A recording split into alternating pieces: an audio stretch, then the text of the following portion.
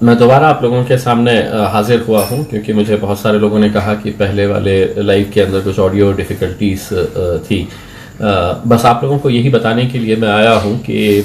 औरंगाबाद एक अब ऐसे स्टेज के ऊपर आ गया है जहां पर जिसे हम एक अलार्मिंग सिचुएशन कह सकते हैं। बहुत ज़्यादा हमें चौकन्ना रहने की ज़रूरत है। और ऐसे हालात के अंदर जब ये फैसला लिया गया था कि रमज़ान महीना आ रहा है और रमज़ान के अंदर लोगों की सहूलत को देखते हुए एक स्पेशल टाइमिंग डिक्लेयर किया गया था गवर्नमेंट ऑफिशियल्स के साथ बैठ के कि हर रोज़ दोपहर में 3 से 5:30 बजे के टाइम के ऊपर औरंगाबाद शहर के 23 जगहों को आइडेंटिफाई किया गया था कि जहां पर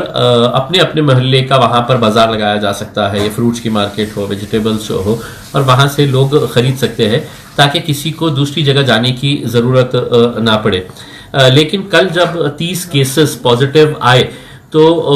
बहुत एक शॉक लगा पूरे शहर को, क्योंकि औरंगाबाद शहर में अभी तक जितने भी केसेस आ रहे थे या तो कभी 1 केस आता था, 2 केस आते थे, 3 केस आते थे, लेकिन एक साथ एक ही दिन में 30 केसेस आना ये बहुत ही ज़्यादा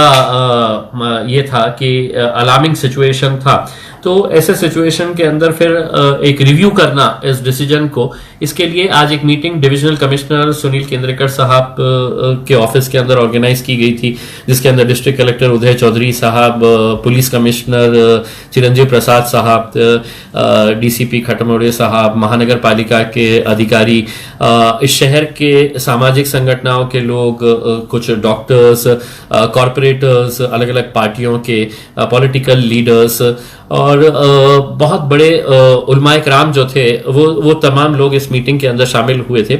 और इत्तेफाक राय से फिर ये फैसला लिया गया है कि इस डिसीजन को रिव्यू किया जाए कि बहुत सारे जब लोग बाहर निकल रहे हैं तो यकीनन सोशल डिस्टेंसिंग फॉलो नहीं की जा रही है। यकीनन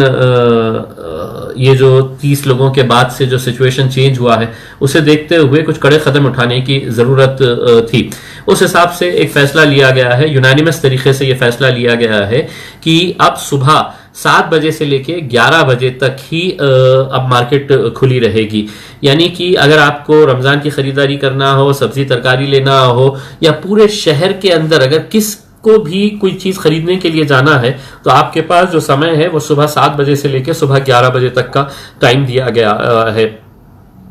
इसके बाद 11 बजे के बाद से बहुत सख्त तरीके से लॉकडाउन इम्प्लीमेंट कर दिया जाएगा और बहुत ही स्ट्रिक्ट तरीके से अब पुलिस इसको हैंडल करने वाली है, क्योंकि चूंकि ये सिचुएशन अलार्मिंग हो गया है, एक बहुत खतरनाक एक सिचुएशन हमारे सामने आ खड़ा हुआ है, इसीलिए कड़े कदम उठाने की ज़रूरत थी। उस मीटिंग के अंदर बहुत अच्छे अच्छे सुझाव भी आए। कुछ लोगों का ये कहना था कि अगर किसी इलाके से जब पॉजिटिव केस आता है तो उसके पास पड़ोस के जितने भी लोग हैं उनको भी उठाकर लेके जाया जा रहा है। गवर्नमेंट का यही कहना है कि एक एहतियात के तौर के ऊपर, क्योंकि ये एक असिम्प्टोमेटिक वायरस है कि नजर नहीं आएगा कि मतलब किसके पास है, किसके पास नहीं है, किसको इफेक्ट हुआ है, तो ये देखते हुए एक प्रिकॉशन के तौर के ऊपर जहां पर भी पॉजिटिव केस आता है उस बिल्डिंग के अंदर हो या उस बिल्डिंग के अतराफ में जितने सारे लोग हो, या वो जो पॉजिटिव केस आया है वो किन किन लोगों के कांटेक्ट में आया है, तो वो सभी को लेकर जाया जाता है, उनका टेस्ट कराया जाता है और वो अगर नेगेटिव आ जाता है तो यकीनन उन्हें छोड़ दिया जाता है। लेकिन ये टेस्ट दोबारा होना चाहिए, ये टेस्ट दोबारा होना चाहिए, इस वजह से उन लोगों को रखा जाता है। शिकायत ये भी मिली थी कि जहां पर क्वारंटाइन सेंटर्स है वहां पर अच्छी सुविधाएं नहीं है, सहूलतें नहीं है, ये भी प्रशासन के नज़र में लाया गया है और ये सख्त ताकीद की गई है कि जितने भी लोग क्वारंटाइन के अंदर है उनको अच्छे तरीके से खाना प्रोवाइड किया जाए, वहां पे साफ सफाई का ख्याल रखा जाए, बल्कि उनका टाइम पास हो इसके लिए भी और कुछ दूसरी सुविधाएं हो सकती है तो वो सुविधाएं वहां पर सब प्रोवाइड की जाए। ये फैसला लिया गया है। ये भी कहा गया है कि लोगों को काउंसलिंग करने की ज़रूरत है और ऐसे सूरत के अंदर हमने ये सुझाव दिया है कि उलमाए कराम अगर अपने मोहल्लों के अंदर लाउड स्पीकर लेकर अगर जाए और लोगों को बताए कि ये कैसी महामारी है कि जिसकी वजह से हम सबको बहुत ज़्यादा एहतियात बरतने की ज़रूरत है, दीनी एतबार से और दुनियावी एतबार से, दोनों तरीके से, तो यकीनन लोगों के ऊपर इसका असर होगा। क्योंकि एक पैनिक की सिचुएशन है, लोगों को लगता है कि अब ये वायरस मेरे को चढ़ गया है, मैं पॉजिटिव हो गया हूँ तो अब मैं बिल्कुल ख़त्म हो जाऊँ। जैसा जो नूर कॉलोनी का इंसिडेंट है, वहाँ पर जब वो लेडी को आया तो वहाँ के लोगों का ये कहना था कि ये महिला जो है ये तो कभी घर के बाहर ही नहीं निकलती है, ये निकली ही नहीं थी, तो फिर इनको कैसा हो गया है। वो नहीं निकली थी, लेकिन उनके घर का जो भी शख्स बाहर निकला था वो बाहर गया और बाहर से वो वायरस लेकर आए, और घर में जब आया तो वो घर के सबसे ज़्यादा टारगेट किसको करता है, जो घर के बुजुर्ग लोग हैं, हमारे माँ बाप है, हमारे दादा दादी है, हमारे नाना नानी है, या घर में जो भी बुजुर्ग होगा उनको सबसे पहले टारगेट करता है। यानी कि अगर आप नूर कॉलोनी की अगर आप लिस्ट देखेंगे तो उसमें 2 साल की एक बच्ची भी है, 5 साल के भी है, 7 साल की भी है। ये बच्चों का क्या कसूर है, ये तो घर में ही हो गए। लेकिन घर का कोई एक बंदा अगर बाहर गया होगा, उसने वो वायरस लेके आया, तो वो घर के पूरे लोगों को पॉजिटिव किया गया। तो ये है कि ऐसे वक्त के अंदर प्रशासन के साथ, पुलिस डिपार्टमेंट के साथ पूरी तरह से कोऑपरेट करिए। कुछ लोग गलत गलत तरह के वीडियो निकाल के डाल रहे हैं, कुछ लोग ये कह रहे हैं कि इनको क्यों उठा कर लेके गया है, इनको तो कोई सिम्टम्स ही नहीं है। ये वो लोग हैं जिन्हें बहुत ज़्यादा जानकारी नहीं है, ये वो लोग हैं जिन्हें साइंस क्या है, वायरस क्या है, ये कुछ समझ में नहीं आता है, लेकिन वो यही समझ रहे हैं कि भाई इनको तो कुछ है ही नहीं, तो इनको क्यों लेकर गया है। अब सवाल यही है कि ये वायरस चूंकि किस में है किस में नहीं है, ये जब तक आपका स्वैब टेस्ट नहीं लिया जाएगा तब तक आइडेंटिफाई करना बड़ा मुश्किल है। अब जहाँ जहाँ पर भी जो पॉजिटिव एरियाज जो आए हुए हैं, जैसा नूर कॉलोनी का हो गया है, आसिफिया कॉलोनी का है, खिलारख का एरिया है, तो वहाँ पर ये निर्णय लिया गया है कि वहीं पर ही मेडिकल की एक टीम पूरी वहाँ पर बैठेंगी और जितने भी लोग हैं सभी के स्वैब टेस्ट लिए जाएंगे। यानी कि स्वैब टेस्ट का मतलब ये है कि एक गले में आपके ये डाला जाएगा और आपके थूक का मायना लिया जाता है, बड़ा सिंपल सा है, लेकिन उससे ये तय हो जाता है कि किसको वायरस है। तो मैं लोगों से अपील करूंगा कि ज़्यादा से ज़्यादा उसमें आए लोगों ने अपने आप का टेस्ट कराए, क्योंकि जाने अनजाने में ये वायरस आप भी कैरी कर सकते हैं, और आप जब कैरी करेंगे तो आपके घर वालों को कितना खतरा होगा ये आप अच्छी तरह से जानते हैं। तो ये कुछ अहम फैसले लिए गए हैं, मुझे मालूम है कड़े फैसले हैं, बल्कि उस मीटिंग के अंदर तो किसी ने ये सुझाव दिया था कि 4 घंटे भी क्यों 2 घंटे ही होना चाहिए, लेकिन इस मुबारक रमज़ान के महीने के अंदर लोगों की दिक्कतें होगी, इसे देखते हुए शुरुआत के दिनों में लोगों को यकीनन तो उस तकलीफ़ों का सामना करना पड़ेगा, लेकिन ये तकलीफ़ हम सबको सहना है।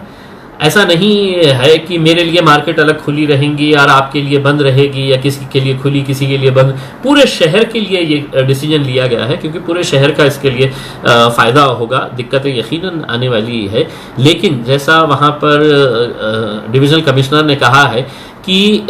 किसी की भी जान से बढ़कर नहीं है। अगर कोई दुकानदार ये कहेगा कि साहब मेरे कारोबार का कैसा होगा, मैंने तो इतना सारा फल लेके आ गया हूँ, सब्जी लेके आया हूँ, उसका कैसा होगा, ठीक है आपको थोड़ा सा नुकसान सहना पड़ेगा, लेकिन आपकी और इस शहर में रहने वाले लोगों की जान से बढ़कर नहीं है। हमने प्रशासन को यही कहा है, जो गरीब बस्तियां हैं जहां पर टोटली सील डाउन कर दिया गया है, वहां पे खाने का इंतज़ाम किया जाए। पानी क्या बहुत बड़ा मसला है कि कई कई इलाकों के अंदर 6-6, 7-7 दिन के बाद पानी आ रहा है, तो प्रशासन ने ये आदेश दिया है महानगर पालिका को कि हर इलाके में कम से कम 3 दिनों के बाद पानी आया जाए, इसका प्रबंध किया जाए। तो ये पानी की समस्या है, उसको भी निपटने के लिए किया गया है। मैं तमाम NGOs का शुक्रिया अदा करता हूँ जो इस मौके के ऊपर बहुत अच्छा काम कर रहे हैं, लेकिन मैं चाहूँगा कि जो इलाके हैं जहाँ पर टोटली सील डाउन कर दिया गया है वहाँ पर ज़्यादा तवज्जो देने की ज़रूरत है। हम सब मिलेंगे, हम सब मिलकर लड़ेंगे, और यकीनन अगर हम सब मिलकर अपनी अपनी जिम्मेदारियों को निभाएंगे तो यकीनन हम औरंगाबाद से कोरोना वायरस को भगा सकते हैं। अगर आप और मैं हम सब मिलकर अपनी अपनी जिम्मेदारियों को समझ ले कि नहीं, मैं अपने आप को, अपने घर वालों को प्रोटेक्ट करके रखूंगा, तो पूरा शहर प्रोटेक्टेड रहेगा, और तब जाकर हम बहुत जल्द औरंगाबाद शहर को इस लॉकडाउन से बाहर निकालेंगे। वरना अगर यूं ही अगर बाहर फिरते रहे, घूमते रहे, मार्केटों में टहलते रहे, तो ये लॉकडाउन कब खत्म होगा ना मुझे पता है ना आपको पता है। इसीलिए मैं तमाम औरंगाबाद की जनता से यह अनुरोध करूंगा कि 7 से 11 के बाद आप कोई भी सड़क के ऊपर नज़र ना आए, और अगर ऐसा आप करते हैं तो कोरोना वायरस से ये जंग हम यकीनन जीतेंगे। बहुत बहुत शुक्रिया। रमज़ान को देखते हुए पहले लोगों की सहूलत के हिसाब से एक टाइमिंग फ़िक्स किया गया था दोपहर में 3 बजे से 5:30 बजे तक, और यही 1 महीना तक हम चलाने का इरादा रख रहे थे। प्रशासन पुलिस के साथ डिस्कस करके ये सब किया गया था, लेकिन अब चूँकि हालात बदल चुके हैं शहर के, और एक बहुत ही अलार्मिंग सिचुएशन कल जब औरंगाबाद में डेवलप हुई, जब एक ही दिन के अंदर 30 केसेस पॉजिटिव आए, तो यकीनन कुछ कड़े कदम उठाने की ज़रूरत थी। उसी के तहत आज पुलिस कमिश्नर, डिविजनल कमिश्नर और डिस्ट्रिक्ट कलेक्टर के साथ औरंगाबाद शहर के जितने भी उलमाए कराम है, जो सामाजिक संगठन के लोग हैं और ज़िम्मेदार लोग हैं, ये सभी लोगों के साथ एक मीटिंग हुई, और उसके अंदर ये फ़ैसला लिया गया है कि कल से ये जो रियायत दी जा रही थी या सहूलत दी जा रही थी, अब कल से सुबह 7 बजे ही ये जारी रहेगा। तो लोगों से ये अपील है कि कुछ दिक्कतें ज़रूर आएगी शुरुआत के दिनों में, लेकिन हम समझते हैं कि जान से बढ़कर कोई चीज़ नहीं है। इसीलिए आप सबसे यही गुजारिश है कि इसका सही तरीके से पालन करें, क्योंकि आप देख रहे होंगे कि इतने सारे पॉजिटिव केसेस आना ये शहर के लिए बहुत अच्छी बात नहीं है। और अगर ऐसे ही केसेस आते रहे तो ये लॉकडाउन कब ख़त्म होगा ये ना हम जानते हैं ना आप जान सकते हैं। इसलिए कुछ दिक्कतों का सामना ज़रूर आएगा, लेकिन प्रशासन के साथ इसके तरह पूरा सहयोग करें। 11 बजे के बाद है तो स्ट्रिक्ट लॉकडाउन रहेगा और पुलिस बहुत सख्ती के साथ इसे हैंडल करने वाली है। तो बराए करम मेहरबानी अपने घरों के अंदर रहिए और औरंगाबाद शहर को सुरक्षित रखिए।